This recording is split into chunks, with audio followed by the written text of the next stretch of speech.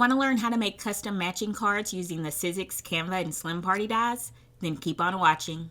Hey y'all, Victoria Shree here with Pretty Party and Crafty, and we're going to jump right into how you can use our Slim Party die to make custom matching cards. So the first thing you want to do is make sure that you have the template and print sheet already open in Canva. Again, it does come with the purchase of the die. So this is the template. It's just blank because you're going to design it completely on your own. The first page is going to be the front of the card, and then the back pages, I have multiple pages. I have a total of about 16 back sides. You can add more if you want. That's going to be for the back side because they're all going to be different. And then once you're done designing, you're going to download it and upload it and add it to the print sheet. So again, the print sheet is also included with purchase. So remember, the front of the card, all of these will have the same design. And then the back of the card, remember, these will all be different unless you're doing a matching like we're doing. And then that means two of the cards will be the exact same because they're going to match them up. So let's go ahead and get started. So I'm going to go to my template. I'm just going to start designing and I'm going to speed this process up. So when designing, just on the left side panel, you can click elements to use some of the graphics that's already inside of Canva, or you can upload your own graphics, and that's what I did here. And you just want to make sure that you have a background, graphics, and text, and that's pretty much the basis of your design. All right, so I'm going to go to Share, Download. I'm going to download it as a PNG. I like to bring this up to 1.625. And I'm going to make sure that I select the pages. I'm going to only select current page, page 1. Then I'm going to hit Done and hit Download. So while that's downloading, I'm going to go to my print sheet template and already get this set up. So I'm going to open my Downloads folder. We have our design right here. I'm just going to click, drag, and drop it in to this page. Then you're going to go to your Uploads folder and drag and drop the image until the page is filled. I'm going to go back to the template. We're done with page 1. Now we're working on the back sides. So what I like to do is have a standard background for all of the design, and then you'll just copy and paste it and then switch out the graphic. So what I'm going to do is add a rectangle slightly smaller than the card itself because I want it to have a white border, and then I'm going to start adding my graphics. So what I'm going to do, I'm going to select the whole thing. I'm going to hit Control C. And then I'm going to scroll down and hit Control V. And when I hit Control V, it pasted it in the exact same spot. So I am going to delete him because I no longer need him. And I'm going to find something else. So we're going to get the ball and monkey. So again, once you get the first card done, you're just going to copy and paste it onto the next page and just switch out the graphic, and you'll keep on doing that until you're done with all the cards that you need. All right, so that's all I'm going to do. I am doing pages this time, pages 2 through 9. So I'm going to hit Share. I'm going to hit Download. I'm going to bring that up to 1.625. And I'm doing pages 2 through 9.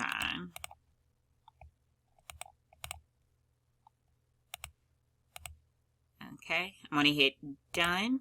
And I'm going to hit Download. When you download multiple pages at once, it's going to save as a zip file, so you will have to unzip it. If you have a Mac, all you have to do is double click. If you have a PC, you're going to right click and extract. So this is the zip folder that it downloaded as. I'm going to right click and I'm going to hit Extract All. I'm going to make sure this is checked and hit Extract. Okay, now it opens up in a folder and it automatically populates for me. Okay, so what I'm going to do is I'm going to go back to my template. And remember, we're going to go to our page 2 and we're going to start adding the designs. So I have my folder open. I'm going to click View and go to Extra Large Icons so I can see what's getting printed or what's getting uploaded. So I'm going to start with the first one. Drop it, and then I'm also going to drop it right next to it because remember, this is a matching game. Now, I started by bringing them in one at a time to put them in the frames, but to save time, I definitely recommend to just select them all at once and drag and drop and put them into the frames until they're all filled up. I'm going to go ahead and download this as a PDF file. So I'm going to click Share, Download. File type is PDF print. We are going to flatten the PDF, and the pages, we're only going to do the ones that we decorated or the ones that we filled out, and it's pages 1, 2, and 3. And then we're going to click on Done. Now we're going to select Download. I'm going to go to my Downloads folder, and now I'm just going to double click on it to open it in my Adobe Reader, and this is what it looks like. So the first thing we want to do, we're not going to print everything at once. What we're going to do is print the first page first. All right, we're going to print the first page first. So I'm going to click on the printer icon. And I want you to remember that we have a total of 3 pages. We have the first page, which is the front side of the cards, and then we have 2 additional pages, which is the back side of the card. So when we're printing the first page, we want to make sure that we're printing 2 copies to account for pages 2 and 3 that we're going to be printing. So I'm going to change copies to 2. Make sure you select the printer that you're printing on. I'm printing on the ET8500. Pages to print, you're going to change that to page 1 because we're only printing the front side. Okay, under page sizing and handling, make sure actual size is selected. Do not choose fit to printable area. Do not choose shrink. You want to make sure that it's actual size or 100% scale. All right. Next, we're going to go to properties and make sure our settings are correct. Paper source is where you're putting your paper. I'm putting mine in the rear paper feeder. Document size, make sure that it says letter. Do not check borderless. Orientation is portrait. Paper type, make sure if it says plain paper that you change it to photo paper glossy. Color is color. Quality, I like to leave mine at standard because the ET8500 prints beautifully even at standard, or you can change it to high. It's up to you. Just remember, if you change it to high, it will use more ink and it will take longer to print. Okay, next I like to adjust my colors. So under color correction, I have custom set. I also will click on advanced. Under color management, color controls is selected. For color mode, that's set to Adobe RGB, and my gamma is set to 2.2. Now, if you don't like how your colors are printing, you can always adjust the colors further underneath here by adjusting brightness, contrast, saturation, and ink density, but I like to leave mine like this. All right, I'm going to hit OK. I'm going to hit OK again, and then I'm going to print.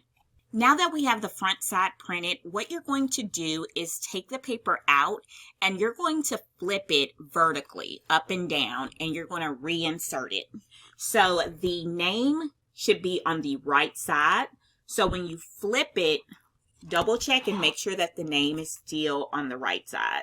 So again, we're flipping the paper vertically and we're inserting it back into the printer. Once you do that, we're going to print again. So now we're going to go to the printer icon once again. For number of copies, you're going to leave it at 1.